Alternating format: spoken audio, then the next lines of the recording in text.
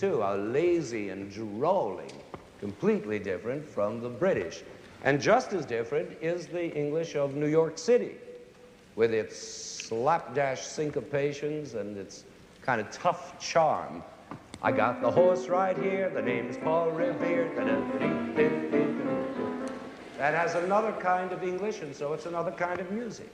Well, all this is fascinating, but it still doesn't explain that Mozart tune we started with, which is easily explained. It's the middle part of the minuet, or the third movement of Mozart's symphony in E flat. And the thing that makes that tune so enchanting is not that it's a folk tune, but that it's like a folk tune, an Austrian one this time. The melody has all the creamy sweetness of Austrian speech. And what's more, in the first part of the minuet, you will also hear some of those Tyrolean hoopzatzas, you know, those thigh-slapping things that you get in the mountainous music of Austria. Bing, bing, dum, makes that folk music so famous. And so now, here is that whole minuet now, real highbrow concert music by Mozart, which could never have been written if the simple Austrian folk music hadn't come first.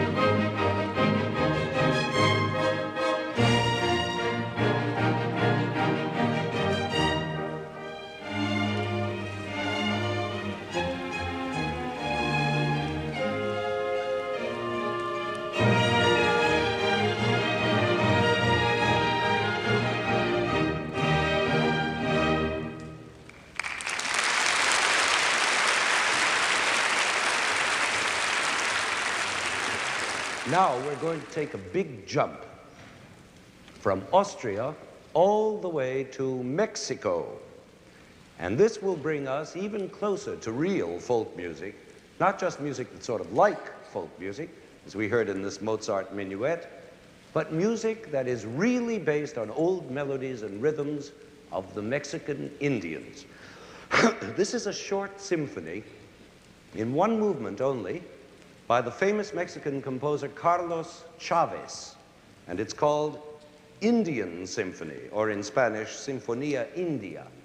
Perhaps the most wonderful thing about this exciting piece is the rhythms you'll hear in it. All kinds of rhythms, regular and irregular, in 2s and 3s and 5s and 7s and every combination. We're not dealing anymore with little French songs or British ditties or cowboy laments. This stuff goes way, way back to a very old Indian civilization, which we now call primitive. Of course, we have very little idea of what their language sounded like way back then, but we can almost tell by listening to this music. It's choppy, unemotional, almost wooden, like Indians. In other words, primitive. But primitive music can be very thrilling, even if it's also quite limited. You see, it's usually just 5 notes, sometimes 6, over and over again, the same 5 or 6 notes, usually these.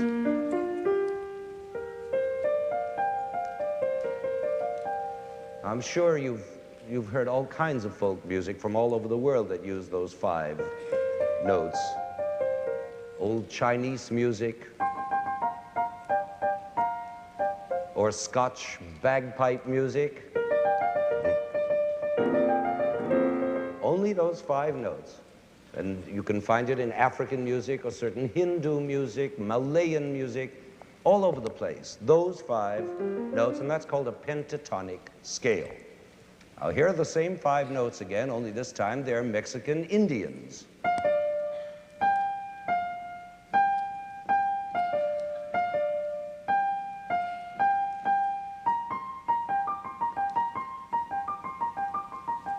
Now that's the first theme from this Indian symphony we're going to hear. And at first you might just say, so what? How boring to have to listen to the same 5 notes all the time, never changing. But that's just the wonderful part, that Chavez takes these simple primitive scales and makes them not just interesting, but so exciting you want to jump out of your seat. And he does it through his imagination, by the way he puts the notes together, and by the marvelous rhythms he uses. Like this section at the beginning.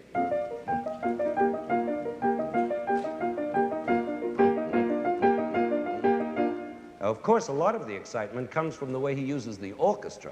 He has a whole gang of Indian drums and rattles and strings and things like this.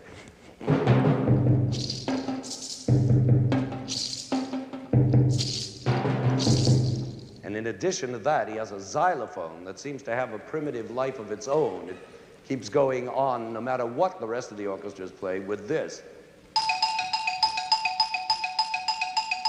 And then there are very strange shrieks and whistles that occur in the woodwinds. And of course, there are also some lovely melodies that Chavez makes out of his 5 or 6 notes. In fact, there's one you may all go out whistling. And there's a dance at the very end that builds up to such a pitch of excitement by repeating and repeating that I wouldn't be surprised to turn around at the end and find you all swinging in the aisles. Here is the Sinfonía India by Carlos Chavez.